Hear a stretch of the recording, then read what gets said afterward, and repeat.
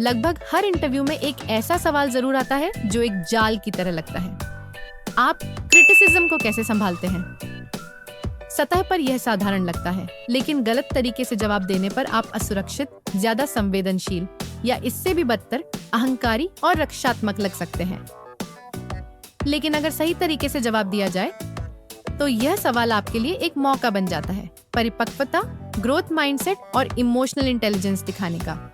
ये ऐसे गुण हैं जिन्हें हर नियोक्ता महत्व देता है, चाहे आपका अनुभव कुछ भी हो।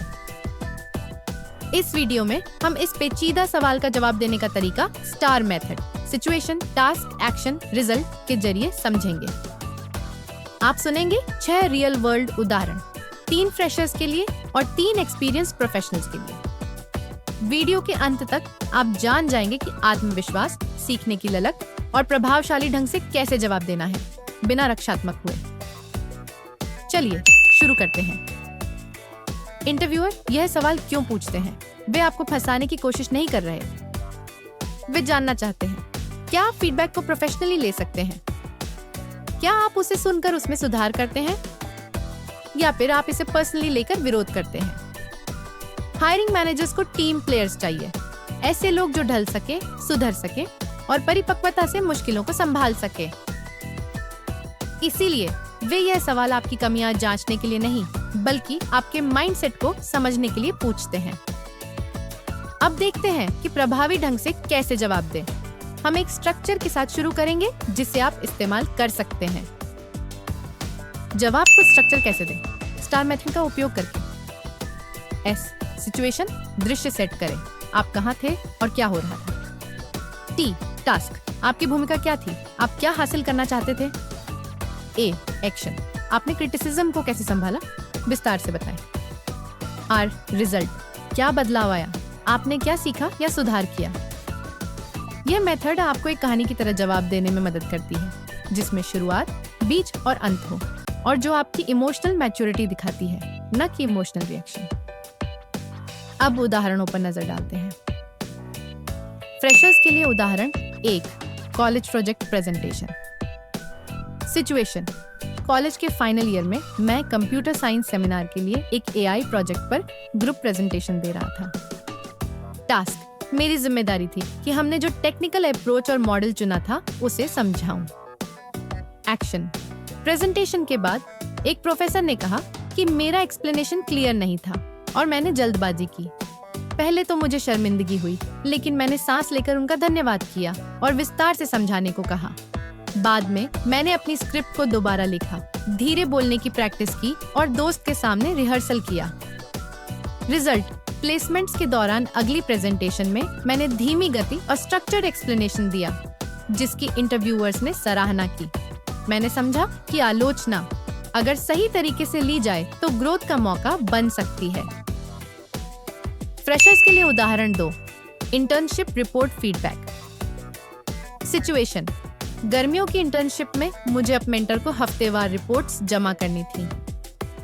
टास्क, मेरा लक्ष्य था कि मुझे मिले एक ऑटोमेशन टास्क की प्रोग्रेस को समझाऊं।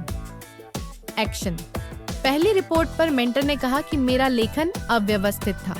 बचाव करने की बजाय मैंने उन्हें धन्यवाद दिया और एक अच्छी रिपोर्ट का सैंपल मांगा।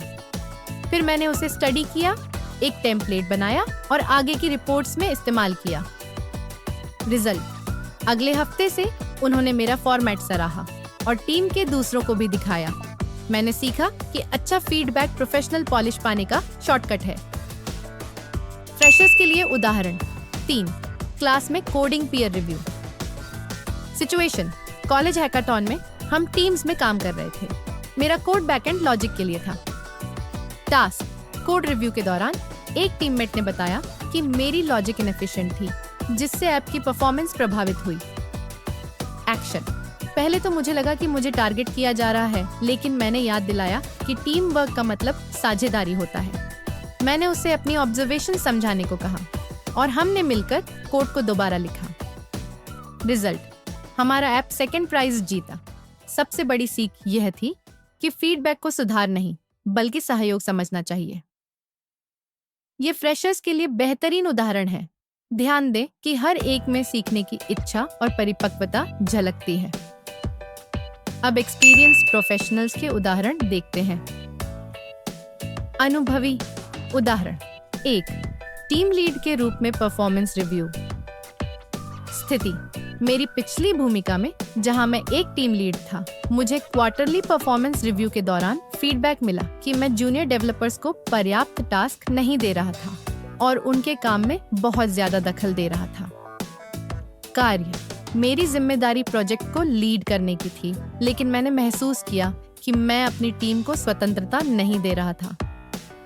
कदम, मैंने विशेष उदाहरण मांगे, अपने व्यवहार पर विचार किया और स्पष्ट जिम्मेदारियां तय करनी शुरू की। साथ ही मैंने प्रगति ट्रैक करने के लिए साप्ताहिक चेक इन शुरू किए, बिना उन पर हावी हुए।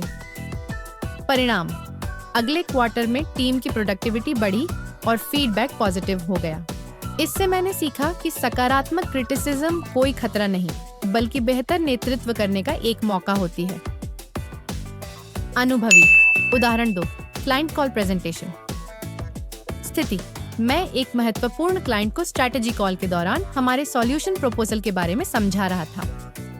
कार्य, मेरा लक्ष्य था उन्हें दिखाना कि हमारा नया मॉड्यूल उनके ऑपरेशनल खर्च को कैसे कम कर सकता है। कदम, कॉल के बाद मेरे मैनेजर ने निजी तौर पर बताया कि मेरी व्याख्या बहुत टेक्निकल थी और क्लाइंट कंफ्यूज हो गया था।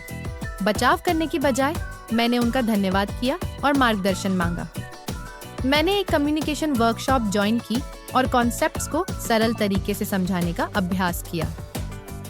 परिणाम, अगली क्लाइंट कॉल में प्रतिक्रिया बहुत बेहतर थी। उसी मैनेजर ने मेरी स्पष्टता की तारीफ की और क्लाइंट ने मॉड्यूल को मंजूरी दे दी। मैंने समझा कि सही तरीके से लिया गया फीडबैक रिश्तों को मजबूत बनाता है। अनुभवी उदाहरण 3, टीम कॉन्फ्लिक्ट पर फीडबैक। स्थिति, मैं मार्केटिंग और इंजीनियरिंग टीम्स के साथ एक क्रॉस फंक्शनल प्रोजेक्ट पर काम कर रहा था। कार्य, मैं टेक्निकल साइड लीड कर रहा था, लेकिन मार्केटिंग हेड के साथ टाइमलाइंस को लेकर मतभेद हो गया। कदम, प्रोजेक्ट मैनेजर ने बाद में बताया कि मीटिंग्स के दौरान मेरी आवाज डिफेंसिव और तीखी लग रही थी। ये फीडबैक सुनना मुश्किल था, लेकिन मैंने उनकी ईमानदारी के लिए धन्यवाद दिया। मैंने समय निकालकर इस पर विचार किया और अगले दिन मार्केटिंग लीड से माफी मांगते हुए अर्ली प्लानिंग के जरिए बेहतर तालमेल सुझाया। परिणाम, हमारा सहयोग काफी बेहतर हो गया। मैंने तनावपूर्ण मीटिंग्स में तुरंत प्रतिक्रिया देने की बजाय थोड़ा रुकने की आदत भी डाल ली। इस अनुभव ने मेरी इमोशनल इंटेलिजेंस को बढ़ाने में मदद की। अंतिम सारांश, तो आप क्रिटिसिज्म को कैसे संभालते हैं? इसका जवाब देते समय ये फ्रेमवर्क याद रखें। एक फीडबैक स्वीकार करें, बहस न करें, पूरा सुनें। 2, शांत और खुले दिमाग से सोचें, चाहे फीडबैक अचानक ही क्यों ना आए। 3, जिम्मेदारी लें, ईमानदारी से अपने आप को परखें। 4, सुधार करें, एक्शन लें, ग्रो करें। 5, रिजल्ट शेयर करें, दिखाएं कि इससे आप बेहतर कैसे बने। याद रखें, कोई भी परफेक्ट नहीं होता, मायने रखता है आपका रिस्पॉन्स। और जब आप इसे एक कहानी की तरह सुनाते हैं जिसमें सिचुएशन, एक्शन और रिफ्लेक्शन हो, तो आप प्रोफेशनल, विनम्र और आत्म जागरूक नजर आते हैं। बिल्कुल वैसे कैंडिडेट की तरह जिसे कंपनियां हायर करना चाहती हैं। तो अगली बार जब कोई पूछे आप क्रिटिसिज्म को कैसे संभालते हैं, आपको पता होगा कि क्या कहना है। रक्षात्मक होकर नहीं, बल्कि आत्मविश्वास से, स्पष्टता, विनम्रता और मजबूती के साथ। अगर यह वीडियो मददगार लगा तो हमारे दूसरे इंटरव्यू सवालों के वीडियोस भी देखें, क्योंकि मुश्किल सवालों का जवाब देना ही आपके करियर की दिशा तय करता है। सुनने के लिए धन्यवाद। If you found this video valuable, please hit the like button and subscribe to the channel and set the bell icon to all for notifications. Feel free to leave a respectful comment. Vulgar or inappropriate comments will be blocked. See you in the next video.